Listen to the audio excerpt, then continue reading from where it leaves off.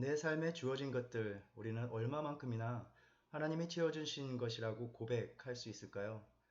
우리가 나의 모든 것이 주님이 주신 것이라고 고백할 수 있다면 이 고백이 지금 나의 삶으로 어떻게 표현되고 있을까요? 이 아침 하나님께서는 우리에게 있는 것들이 하나님이 허락하신 것임을 고백하는 그 삶을 멈추지 말라고 말씀하십니다. 오늘 말씀을 나누며 이러한 고백이 우리 안에 새롭게 드려지기를 바랍니다. 우리 함께 기도하겠습니다. 오늘도 우리에게 새로운 하루를 허락하시고 우리를 잊지 않으시고 우리에게 오셔서 주님의 말씀을 주심으로 우리를 주님 가까이 이끌어 주심을 감사드립니다. 우리가 함께 묵상하는 이 말씀이 주저앉은 우리를 일으키게 하시고 주어진 오늘 하루를 살아가게 하는 능력이 되게 하여 주시옵소서. 예수님의 이름으로 기도드립니다. 아멘. 우리가 함께 나눌 하나님의 말씀은 신명기 14장 22절에서 29절 말씀입니다. 신명기 14장 22절에서 29절 말씀, 하나님의 말씀입니다. 너는 마땅히 매년 토지 소산의 11조를 드릴 것이며 내 하나님 여호와 앞 곧 여호와께서 그의 이름을 두시려고 택하신 곳에서 내 곡식과 포도주와 기름의 11조를 먹으며 또 내 소와 양의 처음 나는 것을 먹고 내 하나님 여호와 경외하기를 항상 배울 것이니라. 그러나 내 하나님 여호와께서 자기의 이름을 두시려고 택하신 곳이 내게서 너무 멀고 행로가 어려워서 내 하나님 여호와께서 그 풍부히 주신 것을 가지고 갈 수 없거든 그것을 돈으로 바꾸어 그 돈을 싸가지고 내 하나님 여호와께서 택하신 곳으로 가서 내 마음에 원하는 모든 것을 그 돈으로 사되 소나 양이나 포도주나 독주 등 내 마음에 원하는 모든 것을 구하고 거기 내 하나님 여호와 앞에서 너와 내 권속이 함께 먹고 즐거워할 것이며 내 성읍에 거주하는 레위인은 너희 중에 분깃이나 기업이 없는 자이니 또한 저버리지 말지니라. 매 3년 끝에 그의 소산의 10분의 1을 다 내어 내 성읍에 저축하여 너희 중에 분깃이나 기업이 없는 레위인과 내 성중에 거류하는 객과 및 고아와 과부들이 와서 먹고 배부르게 하라. 그리하면 내 하나님 여호와께서 내 손으로 하는 범사에 내게 복을 주시리라. 아멘. 신명기는 하나님의 백성이 하나님께서 베푸신 그 사랑에 어떻게 응답해야 되는지를 가르치시고 명하시는 하나님의 자녀가 주님께 드려야 되는 그 응답의 정수가 담겨있는 책입니다. 마음을 다하고 뜻을 다하고 힘을 다하여 하나님을 사랑하는 것, 그 힘써 사랑하는 마음으로 하나님이 명하신 계명에 순종하는 것입니다. 오늘 본문은 방금 우리가 읽은 것처럼 약속의 땅에 들어가서 매년 토지소산의 11조를 들어야 한다라고 명하고 계십니다. 11조, 이 11조라는 이 개념은 성경의 역사적, 문화적 배경이 되는 고대 중동에서는 아주 흔한 것이었습니다. 여러 문헌을 보면 11조는 성소를 유지하는 수단으로서 언급됩니다. 또 왕이 11조를 걷어서 자신의 신하들에게 나누어 주었다라는 기록도 보이고 있습니다. 후자의 맥락으로 보면 11조가 세금의 기능을 한 것으로 볼 수 있습니다. 그래서 사무엘상 8장에 보면 15절에서 왕을 요구하는 그 백성들에게 사무엘은 그가 또 너희의 곡식과 포도원 소산의 11조를 거두어 자기의 관리와 신하에게 줄 것이다 라고 이렇게 말을 합니다. 구약의 11조를 언급하는 다른 본문을 보면 11조는 하나님께 드리는 예물로서 언급되고 있습니다. 그러나 우리가 알고 있듯이 성경은 오랜 역사를 통해서 기록되면서 다양한 역사적, 시대적 상황을 반영하고 있습니다. 그래서 각각의 11조를 언급하는 본문들은 다른 시대에 행해졌던 다른 목적과 기능을 가졌던 11조의 규정을 보여주고 있는 것처럼 보입니다. 이러한 차이점은 우리가 오경 내에서 11조를 언급하고 있는 민수기 18장과 오늘 본문 14장만 비교해봐도 쉽게 우리가 알 수 있습니다. 민수기 18장 21절에서 32절 본문을 보면 그 본문에서는 그 11조가 전적으로 성소에서 봉사하는 레위인들을 위해서 드려져야 하는 것으로 명하고 계십니다. 그렇지만 오늘 본문을 보면 무엇에 대해서 11조를 내야 하는지 자세히 설명하고 있고 또 이 11조는 전적으로 레위인들에게 주는 것이 아니라 11조를 내는 그 당사자가 먹을 수 있으며 또 성소와 거리가 멀 때는 현금으로 바꾸어 갈 수 있다라고 말씀하고 있습니다.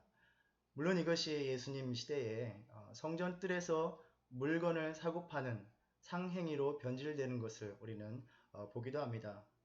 또 3년째에 바치는 11조는 저축하여서 레위인과 객과 고아와 가부들과 함께 먹을 것을 명하고 있습니다.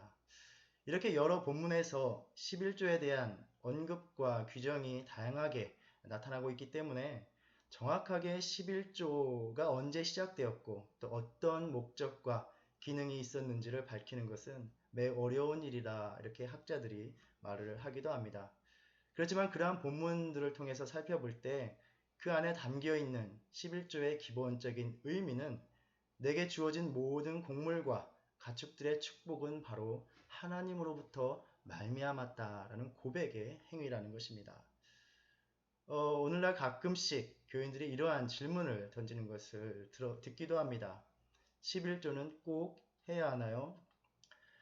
우리 성도님들은 어떻게 생각하십니까? 11조는 꼭 해야 할까요? 재밌는 것은 우리가 이 신명기 말씀들을 묵상하면서 앞의 장들을 통해서 하나님께서 다른 여러 가지 계명들을 명하신 것을 우리가 읽게 됩니다. 예를 들어서 우상 숭배하지 말라라는 우리가 계명을 읽습니다. 그런데 이 계명에 대해서 우리는 우상 숭배를 꼭 하지 말아야 될까요? 라고 질문을 던지지는 않습니다. 그러니까 우리는 오늘날 우리가 살아가는 사회적, 문화적 틀과 우리의 상황에 따라서 그 기준에 따라서 하나님의 계명의 무게를 선택적으로 받아들이려는 경향이 있는 것 같습니다. 하나님께서 이스라엘 백성에게 이 계명들을 주시면서 자, 너희가 가나안 땅에 들어가 살면서 그 바뀌는 상황에 따라서 내가 준 어떤 계명은 가벼이 여기고 어떤 계명은 더 중요하게 여기면서 살아도 된다 라고 이렇게 말씀하시지 않으셨습니다. 물론 우리가 살아가는 각자의 그 사회적 또 문화적인 삶의 현실에서 주님의 어떤 계명은 다른 것보다 더 도전적으로 다가오기도 합니다. 그러나 분명한 것은 크리스천의 삶은 하나님의 계명을 지금 우리가 살아가고 있는 그 삶의 기준으로 끌어내려 맞추는 것이 아니라 그 도전들을 거슬러서 하나님의 요구하시는 바까지 따르기까지 순종하기를 힘쓰는 것입니다. 11조의 삶은 하나님께서 원하시는 것입니다. 다만 구약의 율법 규정이었던 이 11조가 예수님의 십자가 사건에 비추어서 오늘날 우리의 현실 속에서 어떻게 그 근본 의미를 구체적으로 실천할 수 있는지에 대한 고민은 우리가 다양하게 나누어 볼 수 있을 것입니다. 그러기 위해서 오늘 본문에서 요구하시는 참된 11조의 그 삶의 의미가 무엇인지를 우리가 함께 살펴보아야 할 것입니다.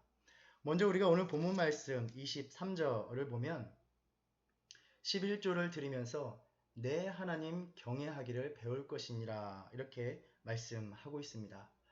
배움은 끊임없는 과정, 반복되는 과정, 또 훈련입니다.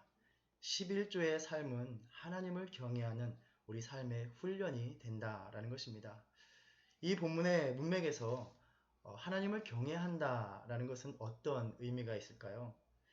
바로 내게 주어진 것이 나의 것이 아니라 하나님의 것임을 고백하는 그 삶을 계속 하는 것입니다.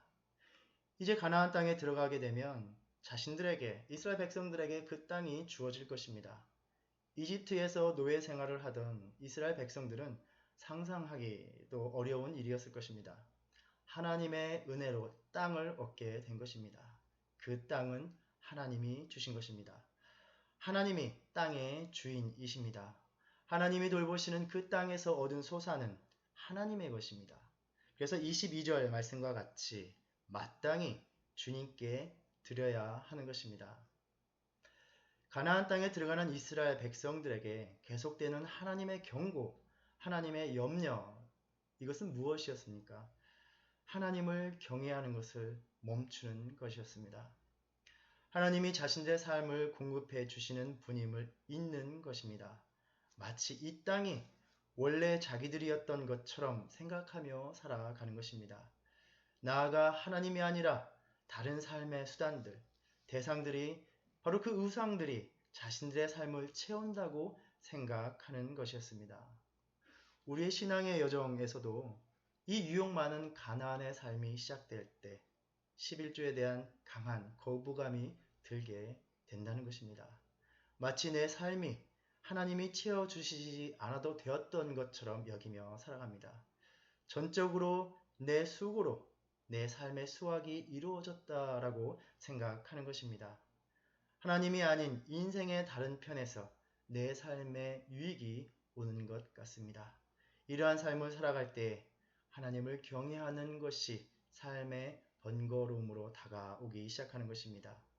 이러한 삶으로 흘러가지 않도록 주님께서는 매년 반복되는 너의 인생의 수확기에 11조를 드림으로써 하나님을 경외하는 삶을 멈추지 말라라고 명령하고 계신 것입니다.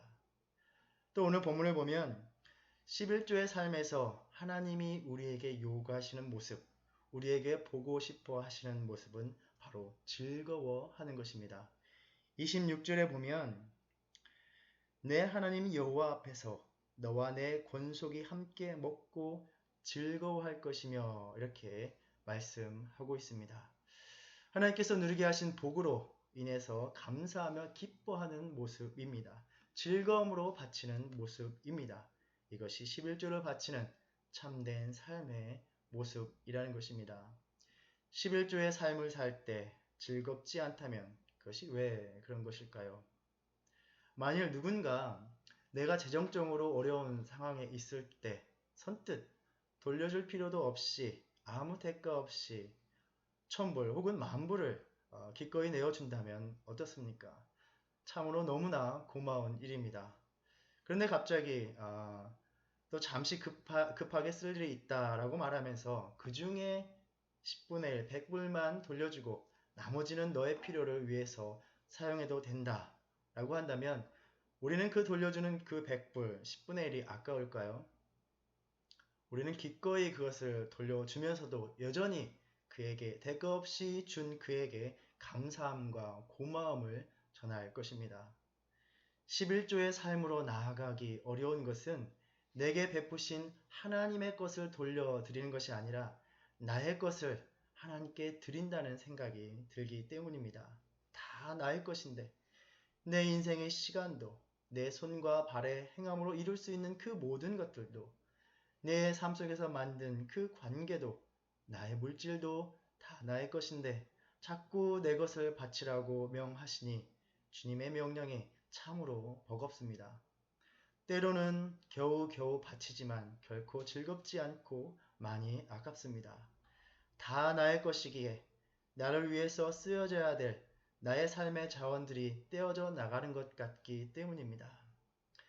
나의 나된 것이 주님의 은혜라는 고백이 내 삶의 모든 것이 다 내 것이라는 그 주장을 이겨낼 때 비로소 우리 안에 주님께 바치는 즐거움이 시작되는 것입니다. 나에게 베푸신 그 은혜와 사랑이 얼마나 귀하고 소중한지를 다시금 깨닫는 은혜가 우리에게 있을 때 주님께 드리는 기쁨이 시작되는 것입니다. 주님의 은혜에 대한 새로운 깨달음 또 그에 대한 고백이 이 아침 저와 여러분 가운데 새롭게 피어나기를 간절히 소망합니다. 또 오늘 본문을 보면 11조를 드림으로써 하나님을 경외하는 삶을 명하시는 것은 바로 이를 통해서 우리가 서로를 위한 삶을 살아갈 수 있기 때문입니다. 이웃을 위한 삶은 하나님을 경외하는 삶에서 비롯되기 때문입니다. 11조에는 자신만을 위해 살아가는 그 삶의 집착에서 벗어나서 내 삶의 주변을 돌아보는 삶을 살아가게 하시려는 그 뜻이 담겨 있다라는 것입니다.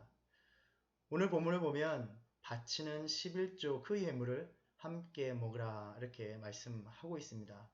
한번 생각을 해보십시오. 수확의 절기마다 얻은 1년치 분량의 그 11조를 어떻게 한 장소에서 내가 한 번에 다 먹어 치울 수 있을까요? 함께 나누어 먹지 않으면 불가능한 일인 것입니다. 특히 오늘 본문을 보면 매 3년 끝에 그의 소산의 10분의 1을 다 소급에 저축하여서 주변에 소외된 그 레위인 나그네 고아와 과부들이 함께 먹을 수 있게 하라 이렇게 명하고 계십니다. 내 삶에 주어진 것을 나의 것이라 여기지 아니하고 주님의 것이라 감사하며 드림으로써 하나님을 경외하는 삶을 살아갈 때 내 주변에서 소외되고 주저앉은 그 사람들이 힘을 얻고 소망을 품게 되는 역사가 일어난다는 것입니다. 하나님께서는 그의 백성들의 공동체가 이러한 삶을 함께 살아가기를 원하심으로써 11조를 바치라고 명령하고 계신 것입니다. 물론 오늘날의 교회들이 이 11조의 의미를 망각하고 11조를 재정적인 부를 축적하는 수단으로서 강요하고 또 사용하는 많은 폐해를 우리가 보기도 합니다. 우리는 이러한 현실 속에서 더욱더 참된 11조의 삶이 실천되기를 우리는 힘써야 하는 것입니다. 하나님을 경외함으로 하나님이 주신 것에 감사하여 즐거움으로 11조를 드리고 이로 인해서 모든 공동체가 서로 돌봄을 받는 모습을 볼 때 하나님의 마음에서 기쁨이 넘쳐나시는 것입니다. 그 기쁨 가운데 주님께서 이렇게 말씀하십니다. 29절에 보면 그리하면 내 하나님 여호와께서 내 손으로 하는 범사에 내게 복을 주시리라. 내 손으로 하는 모든 것에 하나님께서 복을 내려 주시겠다라는 것입니다. 하나님은 세상 만물의 주관자이십니다. 우리를 통해서 주님께서 그 무엇이 필요하시기 때문에 우리에게 요구하시는 것이 아닙니다. 11주의 삶을 통해서 주님이 우리로부터 채우심을 받는 것이 아니라 우리가 주님으로부터 다시 채움을 받게 되는 것입니다. 바로 우리를 더 채워주시기 위해서 요구하시는 하나님의 사랑인 것입니다. 하나님의 요구는 주님의 손으로 복 주시기를 원하시는 그분의 표현이 되는 것입니다. 오늘날 우리는 이 어려운 시기를 지내면서 다 내 것이라고 여겼던 그 삶의 현실이 여지없이 무너진 것을 경험하기도 합니다. 나의 노력과 삶의 의지로 내 삶이 유지되고 있다고 자부하며 살아왔지만 나를 돌보시는 하나님의 은혜가 아니면 살아갈 수 없음을 우리는 다시 한번 경험하게 되고 고백하지 않을 수 없습니다.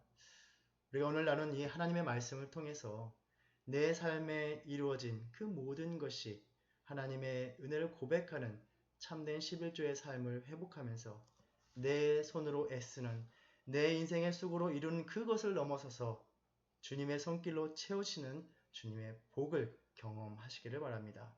그리고 그 복이 흘러 넘쳐가서 나로 인해서 내 이웃이 복을 받는 축복의 통로의 삶을 살아가는 저와 여러분이 되기를 간절히 소망합니다. 우리 함께 기도하겠습니다.